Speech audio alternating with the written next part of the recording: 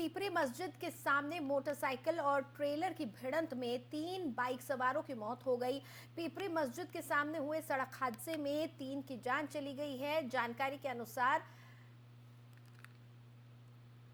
5 फरवरी की रात पीपरी थाना क्षेत्र के अंतर्गत मस्जिद के ठीक सामने एक बाइक पर सवार 3 नवयुवकों की भिड़ंत एक ट्रेलर से हो गई। तीनों नवयुवक पीपरी के वीआईपी के रहने वाले बताए जा रहे हैं। दुर्घटना इतनी भीषण थी कि नवयुवकों की पहचान करना भी मुश्किल हो गया।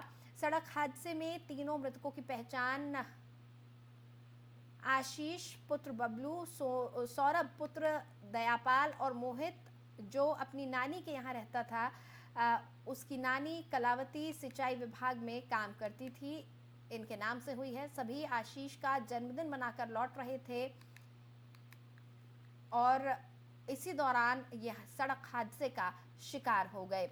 सूचना पर पहुंची स्थानीय पीपरी पुलिस और क्षेत्राधिकारी पीपरी प्रदीप सिंह चंदेल ने मौके पर तत्काल पहुंचकर शवों को कब्जे में लेकर अग्रिम कार्रवाई शुरू कर दी।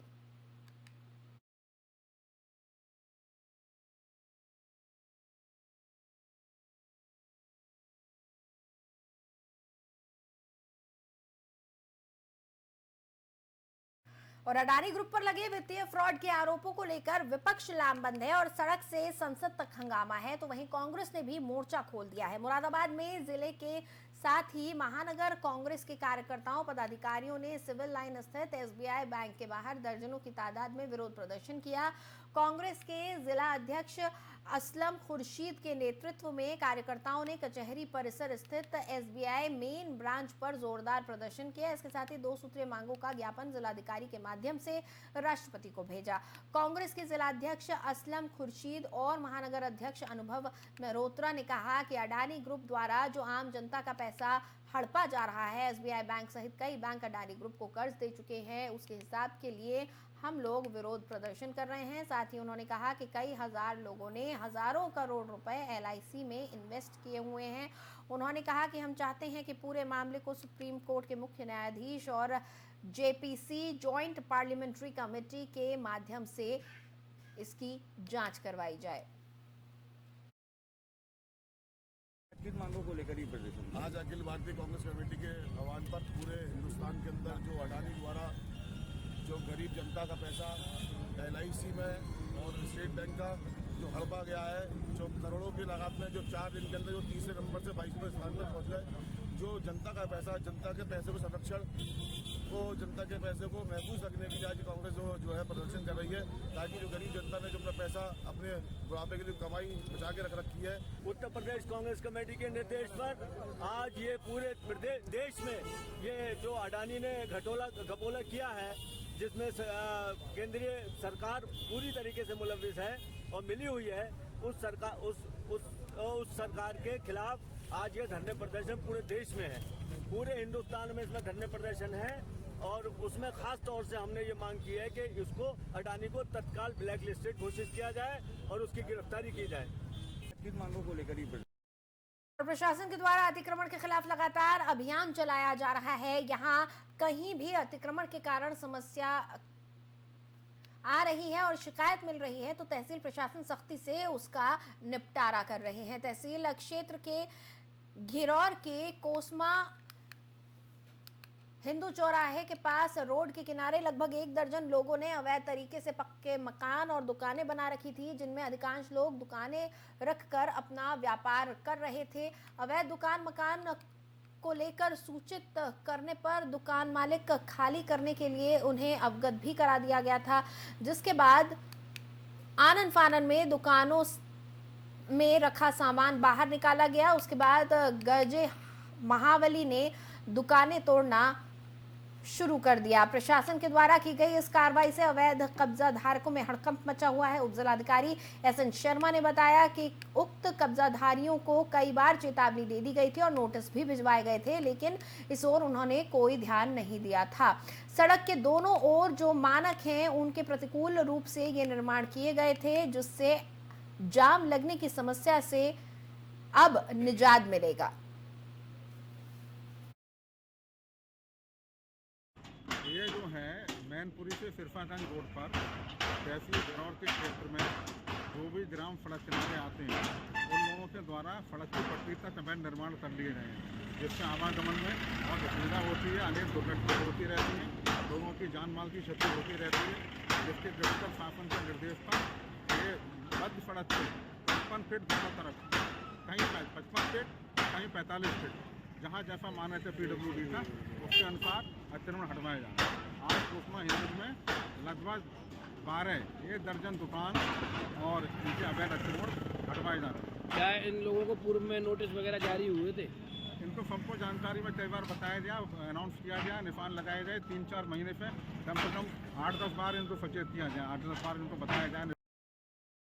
और कौशाम्बी के पिपरी थाना क्षेत्र में संदिग्ध परिस्थितियों में 1.5 माह की बच्ची का पानी की टंकी में शव मिला है। 14 वर्ष बाद महिला की कोख से बेटी ने जन्म लिया था। नवजात बच्ची को सांस लेने में दिक्कत हो रही थी। मां ने नवजात बच्ची के अपहरण की पुलिस को सूचना दी थी। पुलिस ने रात में ही पहुंचकर बच्ची की खोजबीन की थी। पुलिस की खोजबीन के बाद भी बच्ची का कुछ पता नहीं चल रहा था। सुबह 5 बजे घर की छत की पानी की टंकी में बच्ची का शव मिला। पुलिस घटना की छानबीन में जुट गई है।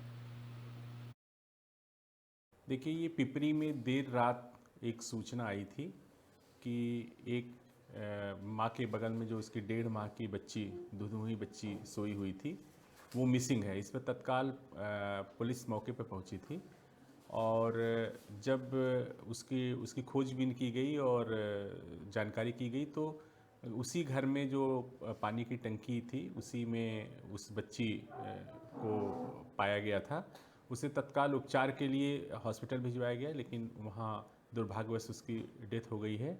इस संबंध में प्रत्येक बिंदु पर पुलिस जांच कर रही है और जो नियमानुसार विधिक कार्रवाई है वो की जा रही है। जनपद बिजनौर से एक बड़ी खबर सामने आ रही है। जनपद बिजनौर के अफजलगढ़ के चेयरपर्सन की पिटाई का एक वीडियो सोशल मीडिया पर वायरल हो रहा है। चेयरपर्सन ने अपने पति पर मारपीट कर घर में कैद करने का आरोप लगाया है। वहीं मामले को लेकर चेयरपर्सन थाने पर पहुंच गई और अपने पति के खिलाफ थाने में तहरीर दी। इस दौरान चेयरपर्सन ने कहा कि उसका पति उसके साथ मारपीट और अभद्रता करता है। मेरा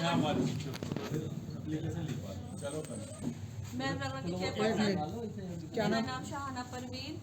मेरे साथ ये हो रहा 13 साल से। अब 5 साल से चेयरमैन ही उन लोगों ने करी, सब मुझे कैद कर रखा। यही मारना, छेदना, यही जी।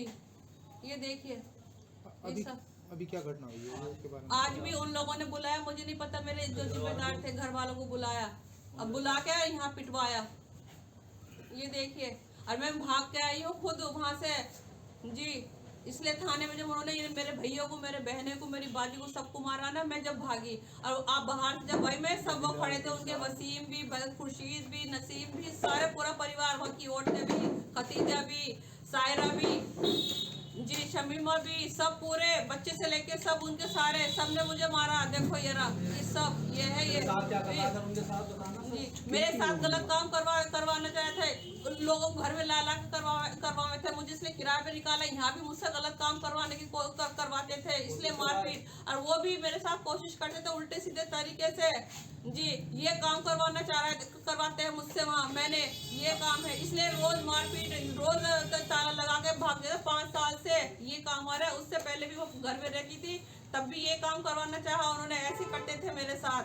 चेयरमैन साहब आप उधर बुलंदशहर के बीबी नगर थाना क्षेत्र में हर्ष फायरिंग के दौरान गोली लगने से एक युवक की मौत हो गई, तो वहीं एक युवक घायल हो गया है।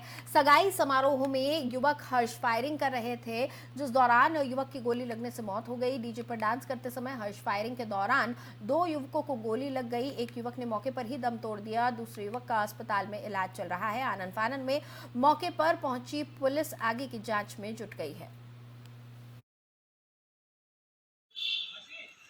आज कस्बा बीबी नगर में दीपक पुत्र संजय का सगाई समारोह चल रहा था। सगाई के दौरान दीपक के ही भाई द्वारा हर्ष फायरिंग की गई।